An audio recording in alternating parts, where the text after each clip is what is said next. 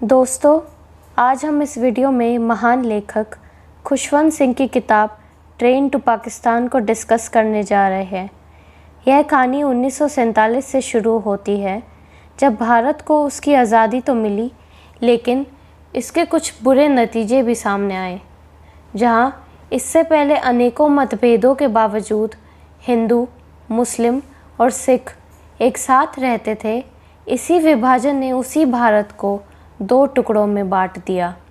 गौरतलब ये है कि बंटवारे का काम एक ऐसे ब्रिटिश अधिकारी और वकील को दिया गया जो कभी भारत आया ही नहीं था। जहां मुस्लिम रहते थे उस हिस्से को भारत बना दिया, और जहां हिंदू रहते थे उस हिस्से को पाकिस्तान में शामिल कर दिया गया।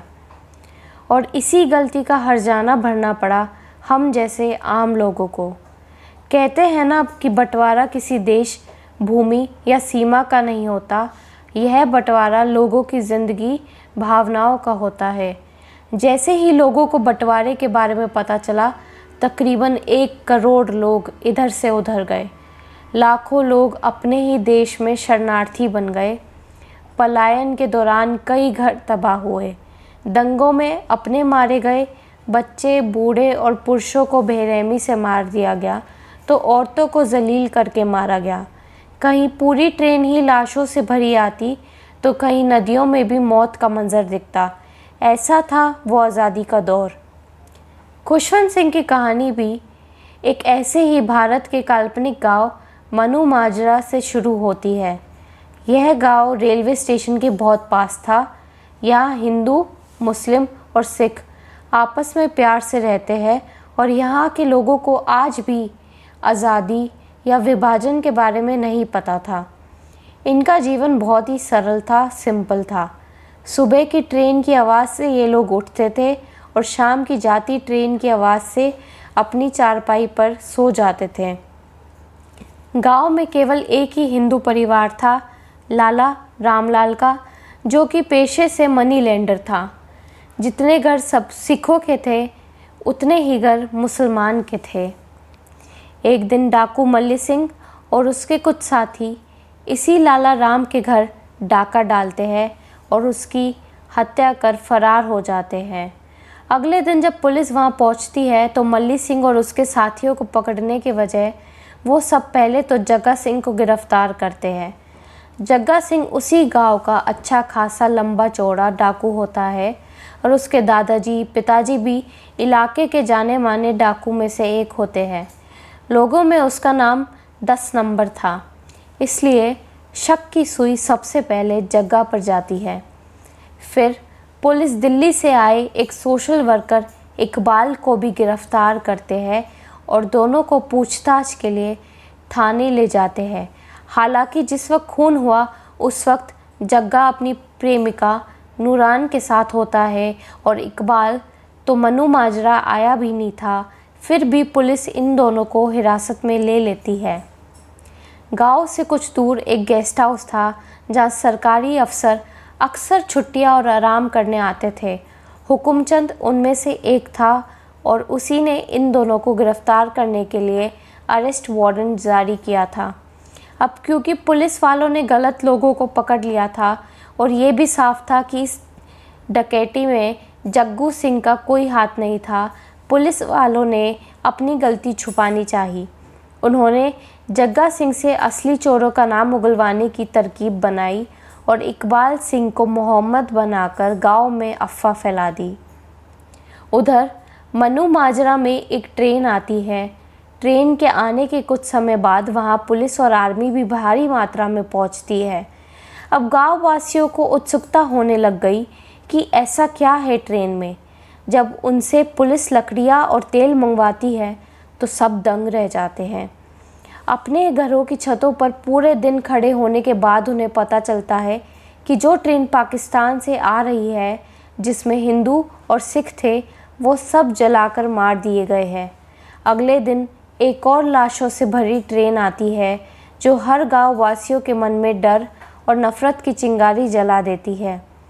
अब गाँव का हर मुसलमान और सिख सालों से रह रहे अपने ही गाँव वासियों पर शक करने लगते हैं। उधर मजिस्ट्रेट हुकुमचंद भी इतनी लाशों से भरी ट्रेन देखकर दहल जाता है और ज़िंदगी और मौत जैसी चीज़ों के बारे में सोचने लगता है। वो भी चाहता था कि जल्द से जल्द सारे मुसलमान पाकिस्तान चले जाए ताकि ये मौत का मंज़र ख़त्म होए। उसे सपनों में भी इन मासूम लोगों की लाशें दिखती है। कुछ दिन पहले सब इंस्पेक्टर ने उसके लिए नाच गाने का इंतज़ाम करा था। उस टोली में से नाबालिग लड़की हसीना भी थी, जो बेसिकली एक प्रोस्टिट्यूट थी। हुकुमचंद को उससे लगाव हो जाता है और इस परेशानी की घड़ी में वो उसी के साथ वक्त बिताता है। इधर जग्गा सिंह ने मल्ली सिंह का नाम उगल ही दिया था, पर फिर भी हुकुमचंद उसको गिरफ्तार करने का ऑर्डर नहीं देता, बल्कि उसको मन्नू माजरा के मुसलमानों को हिंदुस्तान से भगाने की एक तरकीब सूझती है।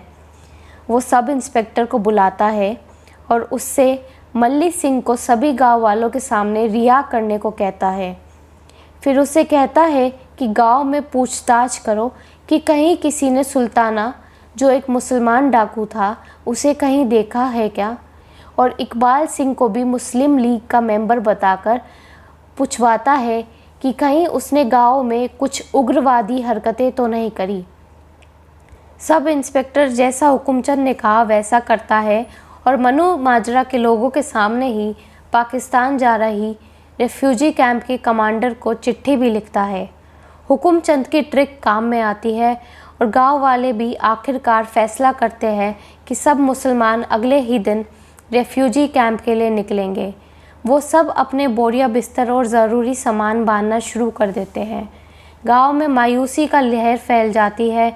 जाते ही जाते सब अपने हंसते हुए पल को याद करते हैं। औरतें मिलकर अपना गम बांटती है और आदमी गले मिलकर दोबारा मिलने की कस्में वादे खाने लगते हैं। नूरान, जो गांव के ईमान की बेटी थी और जग्गा सिंह की प्रेमिका, वो जग्गा सिंह से मिले बिना यहाँ से नहीं जाना चाहती थी, पर उसके पास और कोई चारा नहीं था। एक आखिरी उम्मीद लेकर वो जग्गा सिंह के घर पहुँचती है। वहाँ जग्गा की माँ उसे गुस्से में लताड़ती है, पर जब नूरान बताती है कि वो गर्भवती है तो जग्गा की माँ का दिल पिघल जाता है। वो उसे सांत्वना देती है कि तू अभी जा, पाकिस्तान जाएगी तो खुश रहेगी। जग्गा जब वापस आएगा तो तुझे ज़रूर ढूंढकर वापस यहाँ अपने गांव ले आएगा। नूरान वहाँ से चली जाती है। अगले दिन चंदन नगर से भी मुसलमानों को ले जाने वाला ट्रक गांव में आ जाता है। ट्रक का कमांडर सख्त था। उसने सभी मुसलमानों को 10 मिनट का समय दिया अपना सामान समेटने के लिए। अभी तक मासूम गांव वालों को लग रहा था कि वो कुछ समय के लिए ही पाकिस्तान जाएंगे और जब सिचुएशन ठीक हो जाएगी तब अपने गांव वापस आकर पहले जैसे रहेंगे। जब उन्हें पता चलता है कि बरसों से रह रहे अपने गांव को उन्हें हमेशा के लिए ही छोड़ना पड़ेगा और उनकी संपत्ति, गाय, भैंस और सारा भारी भरकम सामान यहीं छोड़ के जाना पड़ेगा, तो सभी शोरो हल्ला करने लगते हैं। गुस्से में आग बबूला होकर कमांडर उन्हें डांटता है और मामले की गंभीरत समझने को कहता है। वो मल्ली सिंह और उसके साथियों को मुसलमानों के गाय, भैंस और घरों की जिम्मेदारी देता है और फटाफट वहाँ से ट्रक में ठुसे हुए लोगों को अपने साथ ले जाता है। अब गांव बिल्कुल सुनसान हो गया था। बारिश का भी मौसम था। जैसे आसमान उस दिन कुछ ज़्यादा रो रहा था, वैसे ही लोगों का मन भी अपने साथियों के लिए रो रहा था। सतलज नदी में भी बाढ़ आने की आशंका लगती है। ऐसा लगता है कि मानो नदी सब बहा के ले जाएगी और इंसानों को उनके कर्मों की सज़ा देगी। और वाकई रात को पूरी नदी में लाशें ही लाशें दिखती है। कहीं कुछ बच्चा उल्टा तैर रहा है, कहीं किसी की गर्दन कटी हुई है तो कहीं किसी का सीना। सारी नदी में सिर्फ हैवानियत और बर्बादी का मंजर था। अगले दिन सारे लोग गुरुद्वारे जाते हैं। उनका मन परेशान और दुखी था। वो बेबस फील कर रहे थे। उन्हें ये आज़ादी बेकार लग रही थी, क्योंकि आज़ादी तो सिर्फ पढ़े लिखे बनियों को ही मिली थी, जो अब अंग्रेज़ों की जगह उन पर हुकूमत चलाएंगे। घर बार तो उनके उजड़े हैं। हत्या तो उन जैसे निर्दोष लोगों की हो रही थी। सरकार कर ही क्या रही थी। ऐसा सोचते सोचते वो लोग गुरुद्वारे में ही सो जाते हैं। तभी वहाँ एक नौजवान अपने कुछ साथियों के साथ आता है। वो मनु माजरा के सिखों को धिक्कारता है और कहता है कि तुम्हारे मन में कैसे बदले की आग नहीं जगी, कैसे तुम लोग शांत रह सकते हो। वो उन्हें कहता है कि कल जो ट्रेन पाकिस्तान जाएगी उसमें से कोई ज़िंदा नहीं बचना चाहिए। वो पूछता है गांव वालों से कि मेरे इस प्लान में साथ कौन कौन है। पहले तो सब डर जाते हैं, पर जब मल्ली सिंह वॉलंटियर करता है तो कम से कम 35 से 40 लोग अपने ही गाँव वासियों को मारने के लिए खड़े हो जाते हैं। उस नौजवान की बातों की गर्मी में वो इंसानियत और सालों पुरानी दोस्ती को भी भूल जाते हैं। वो प्लान बनाते हैं कि जब कल ट्रेन जाएगी तो वो ब्रिज पर एक रस्सी बांध देंगे, तो अंदाजे से अगर 400-500 लोग भी छत पर बैठे होंगे तो वो सब रस्सी से टकरा कर गिर जाएंगे। उस वक्त अंधेरा भी होगा, जो गिरेगा हम उन्हें अपनी तलवारों से मार देंगे, और अगर ट्रेन रुकी तो फिर हम ट्रेन पर हमला कर कर और लोगों को मौत के घाट उतार देंगे। ये बात उनकी मीत सिंह, जो गुरुद्वारे का पंडित होता है, वो सुन लेता है। वो पुलिस वालों को ये प्लान बताता है। जब हुकुमचंद को ये पता चलता है तो पहले तो वो ये सब इग्नोर करता है, पर फिर उसे हसीना याद आ जाती है और इसीलिए फिर से वो एक रिस्क लेता है। वो जग्गा सिंह को छोड़ने के लिए कहता है और इकबाल, जिसे वो अब तक मोहम्मद बता रहा था, उसे वापस सिख बताकर गांव में रिहा कर देता है। इस प्लान का पता चलने पर इकबाल कुछ नहीं करता और सो जाता है, पर जग्गा सिंह अपनी प्रेमिका नूरान को मरता नहीं देख सकता और उन्हें रोकने की कोशिश करता है। वो ब्रिज के पास पहुंच जाता है और उस रस्सी को अपनी कृपान से काटने लगता है। ट्रेन भी पास आ गई थी और रस्सी भी बस थोड़ी सी ही कटनी बाकी रह गई थी। जो कृपान गिर जाने के बाद भी जग्गा सिंह नहीं रुकता और अपने दांतों से उस रस्सी को काटने लगता है। वहीं नीचे से जो ये गंदी हरकत कर रहे थे, जग्गा सिंह पर गुस्सा करते हैं, उस पर चिल्लाते हैं और उसे गोली मार देते हैं, और जग्गा रस्सी को काटते काटते वहीं अपना दम तोड़ देता है और रस्सी को काटने में सफल हो जाता है, पर ज़िंदगी की लड़ाई हार जाता है और पटरियों पर ही गिर जाता है।